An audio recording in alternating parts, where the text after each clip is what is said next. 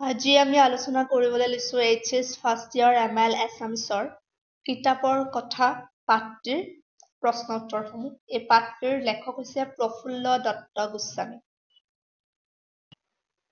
প্ৰথম প্ৰশ্নটি হৈছে ছপাখানা আৰু কাগজ আৱিষ্কাৰ কোন দেশৰ আৱিষ্কাৰ? চীন দেশৰ আৱিষ্কাৰ। গুৰুৰ স্থান আজিৰ যুগত কিহে কাঢ়ি লৈছে? কিতাপে। ইংৰাজ দাৰ্শনিক বেকনে কিতাপ অধ্যয়নৰ বিষয়ে কি দিহা দিছিল? ইংৰাজ দাৰ্শনিক বেকনে কিতাপ অধ্যয়নৰ বিষয়ে দিহা দিছিল যে কিছুমান কিতাপৰ সোৱাদ ল'ব লাগে, আন কিছুমান লাগে গিলিব আৰু অলপ সংখ্যক লাগে চুবাব আৰু হজম কৰিব। বিদ্যাৰ অনুশীলন নহ'লে কি হয়? মানুহৰ মন ভীৰুতা আৰু কুসংস্কাৰৰে আৱৰি ধৰে। নেক্সট প্ৰশ্নটি হৈছে কিতাপ আৰু অধ্যয়নৰ বিষয়ে কোন কোন দেশত কি কি যোজনা প্ৰচলিত আছে? কোন কোন দেশত যোজনা প্ৰচলিত আছে? চীন দেশত আৰু আলবেনিয়াত। কি কি যোজনা প্ৰচলিত আছে? চীন দেশৰ প্ৰচলিত যোজনাটো হ'ল কিতাপ মেলা মানেই লাভ। বিদ্যাল লোকে চোৰাং কাম নকৰে। আকৌ আলবেনিয়াত প্ৰচলিত যোজনাটো হ'ল যি পঢ়িব আৰু লিখিব পাৰে তাৰ চকু চাৰিটা। কাৰণ মানুহ কি হৈ যায়? কনচিয়াছ হৈ যায় লেখা পঢ়া থাকিলে কোনফালে কি হৈ আছে। সেইকাৰণে আলবেনিয়াত যিসকলে পঢ়া শুনা জানে তেওঁলোকৰ চাৰিটা চকু থকা বুলি কৈছে। নেক্সট প্ৰশ্ন, চমু প্ৰশ্ন, হেলেন কেলাৰৰ আত্মজীৱনীত থকা কি কথাই মানুহক কিতাপ অধ্যয়নৰ বাবে অনুপ্ৰাণিত কৰিছিল? হেলেন কেলাৰৰ নাম সকলোৱে শুনিছা, গতিকে তেওঁৰ বাবে কিতাপেই হৈছে নন্দন কানন। ইন্দ্ৰিয়ৰ হেঙাৰে তেওঁক কিতাপৰ পৰা আঁতৰাই ৰাখিব নোৱাৰে।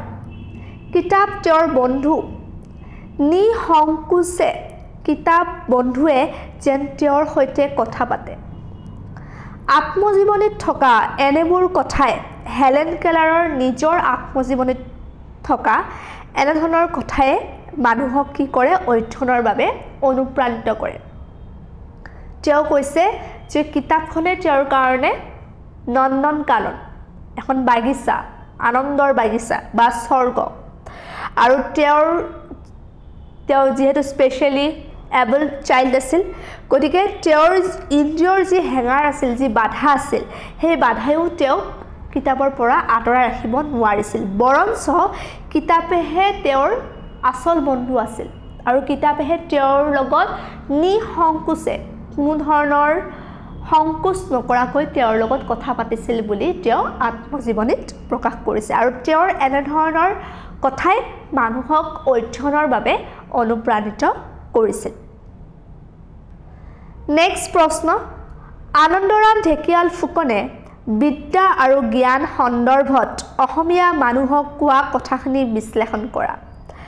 আনন্দৰাম ঢেকিয়াল ফুকনে অসমীয়া মানুহক বিদ্যাৰ অনুশীলন কৰিবলৈ কৈছিল কিয়নো বিদ্যাৰ সমান উপকাৰী আৰু একো নাই। আনন্দৰাম ঢেকিয়াল ফুকনে অসমীয়া জাতিক, অসমীয়া মানুহক বাৰে বাৰে কিতাপ পঢ়াৰ কথা, বিদ্যা অনুশীলন কৰাৰ কথা, প্ৰেক্টিছ কৰাৰ কথা, অকল পঢ়ি নহয়, পঢ়াৰ পৰা যিখিনি জ্ঞান অৰ্জন হয় সেইখিনি নিজৰ লাইফত প্ৰেক্টিকেলি এপ্লাই কৰাৰ কথা আনন্দৰাম ঢেকিয়াল ফুকনে বাৰে বাৰে অসমীয়া সমাজক কৈ গৈছে। কাৰণ তেওঁৰ মতে বিদ্যাৰ সমান উপকাৰী একো নাই।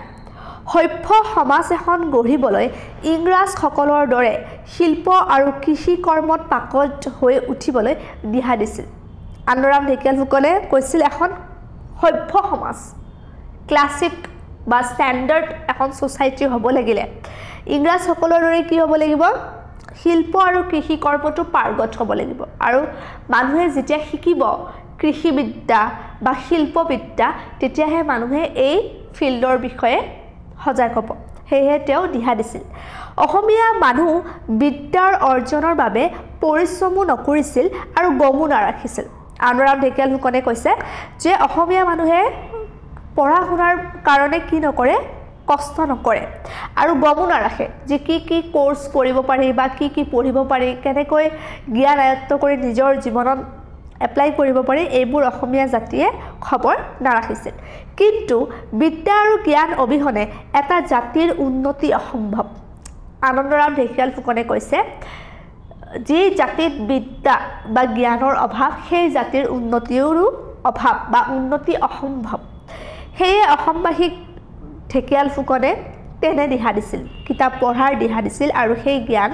নিজৰ জীৱনত এপ্লাই কৰাৰো দিহা দিছিল নেক্সট প্ৰশ্ন দেশ আৰু জাতিক গ্ৰন্থ অধ্যয়নে কিদৰে উপকৃত কৰে প্ৰবন্ধটিৰ আধাৰত বিচাৰ কৰা কিতাপ অধ্যয়নে মানুহক যুক্তি বুদ্ধিক জগাই তোলে logical thinking point to point thinking কিতাপ অধ্যয়নে মানুহৰ লজিক্যাল থিংকিংটো কি কৰে জগাই তোলে জীৱন ধাৰণৰ মান উন্নত হয় ৰাষ্ট্ৰ পৰিচালনা সঠিকভাৱে হ'বলৈ ধৰে এখন কান্ট্ৰি ভালকৈ পৰিচালিত হ'ব ধৰে যদিহে সেই কান্ট্ৰিখনৰ বা ৰাষ্ট্ৰখনৰ প্ৰত্যেকজন ব্যক্তি শিক্ষিত হয় বা সজাগ হয় শিক্ষিত মানে অকল ডিগ্ৰীধাৰী ব্যক্তিৰ কথা কোৱা নাই যাৰ নলেজ বা জ্ঞান আছে তেনেকুৱা সিটিজেন বা নাগৰিকৰ কথা কৈছে ভাৰতবৰ্ষত গান্ধীজী বিবেকানন্দ ৰামমোহন ৰায় ইউৰোপত ৰুছু মাৰ্ক্স আদি চিন্তাবিৰে কিতাপৰ দ্বাৰাই জনসাধাৰণক সমাজ পৰিৱৰ্তনৰ দিশত আগ্ৰহী আৰু সচেতন কৰি তুলিছিল যদি মহাত্মা গান্ধীয়ে উকালতি নপঢ়িলেহেঁতেন তেওঁ নাজানিলেহেঁতেন হিউম্যান ৰাইটস বা এজন সিটিজেনৰ কি ৰাইটস থাকে নিজৰ কান্ট্ৰিৰ ওপৰত বা বেলেগ কান্ট্ৰি আহি যে বেলেগ কান্ট্ৰি এনেকৈ শাসন কৰিব নোৱাৰে এনেকুৱা ৰাইটছবোৰ গান্ধীজীয়ে নাজানিলেহেঁতেন বিবেকানন্দৰ দৰে মহান জ্ঞানী নহ'লেহেঁতেন মানুহ ৰামমোহন ৰায়ৰ দৰে ডাঙৰ ব্যক্তি নাথাকিলেহেঁতেন যদিহে বিদ্যা নাথাকিলেহেঁতেন বিদ্যাৰ ফলতে তেওঁলোক কি হৈছে ইমানখিনি সজাগ আৰু সচেতন হৈ উঠিছে যিমানেই কিতাপৰ সমাদৰ বাঢ়ে সিমানে দেশ আৰু জাতি উপকৃত হয় যিখন দেশত কিতাপৰ সমাদৰ বেছি সেইখন দেশৰ উপকাৰ বেছি নেক্সট প্ৰশ্ন সাহিত্যৰ প্ৰতি থকা প্ৰীতিয়ে জীৱনক কেনেদৰে উদ্ভাসিত কৰিব পাৰে হেলেন কেলাৰৰ আত্মজীৱনৰ আঁত ধৰি বিচাৰ কৰা হেলেন কেলাৰে কেঁচুৱা অৱস্থাতে দৃষ্টি আৰু শ্ৰৱণ শক্তি হেৰুৱাইছিল আমি জানো প্ৰত্যেকে যিসকলে পাইছা আগতে হেলেন কেলাৰৰ বিষয়ে তেওঁৰ কেঁচুৱা অৱস্থাতে দৃষ্টি আৰু শ্ৰৱণ শক্তি নাছিল স্পেচিয়েলি এবল চাইল্ড আছিল তেওঁ তথাপি কিতাপৰ মাজতে থাকিছিল তেওঁ কিতাপৰ লগত তেওঁ সহজভাৱে ভাৱৰ বিনিময় কৰিছিল সাধাৰণ মানুহে পঢ়াৰ নিচিনাকৈ হেলেন কেলাৰে ছপা কিতাপ পঢ়িব নোৱাৰিছিল কাৰণ তেওঁ চকুৰে দেখাও নাপায় কাণেৰে শুনাও নাপায় বৰং কলা মানুহৰ কাৰণে বিশেষভাৱে প্ৰস্তুত কৰা কিতাপহে পঢ়িব পাৰিছিল তেওঁ তথাপি কিতাপে তেওঁৰ বন্ধু আছিল তেনেকুৱা কিতাপে পঢ়ি তেওঁ সেই কিতাপকে ফ্ৰেণ্ড বনাই লৈছিল সাহিত্যৰ প্ৰতি থকা এনে প্ৰীতিয়ে জীৱনক উদ্ভাসিত কৰি ৰাখে আৰু হেলেন কেলাৰৰ কিতাপৰ প্ৰতি যি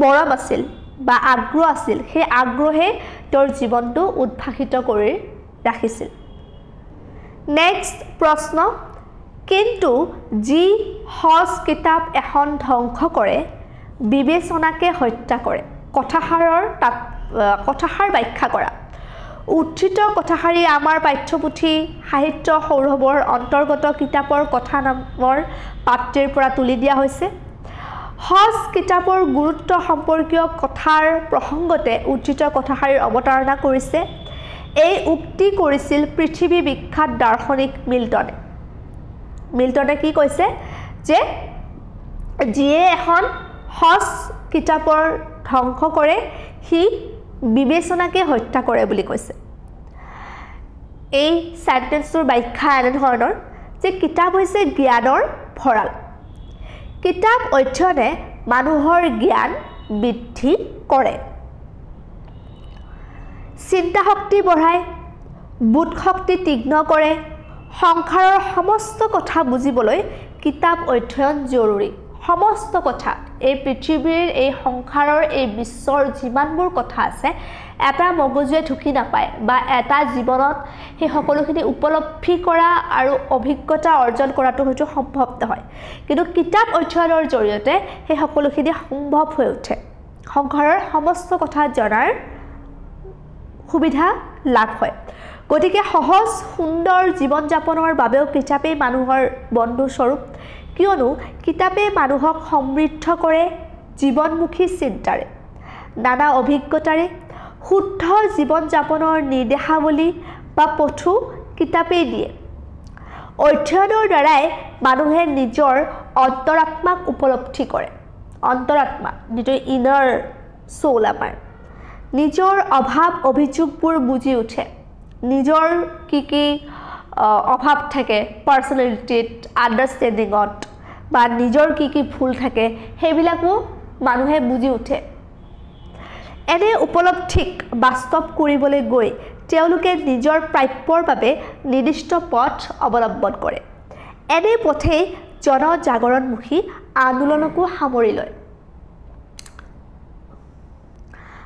আৰু এনেদৰে কিতাপে ৰাইজৰ কি কৰে বিবেচনা গঢ়ি তোলে আৰু যি কিতাপে ৰাইজৰ বিবেচনাত গঢ়ি তোলাত সহায় কৰে তেনেকুৱা কিতাপ যদি কোনোবাই ধ্বংস কৰে তাৰ মানে মানুহৰ সেই বিবেচনাকে কি কৰা হয় হত্যা কৰা হয় এজন মানুহক হত্যা কৰাতকৈও নিকৃষ্ট ক্ৰাম বুলি উত্থিত কথাষাৰিৰ জৰিয়তে লেখক প্ৰফুল্ল দত্ত গোস্বামীয়ে বুজাবলৈ চেষ্টা কৰিছে আৰু সেয়ে তেওঁ মিল্টনৰ বিখ্যাত কথাষাৰি এই প্ৰসংগত উল্লেখ কৰিছে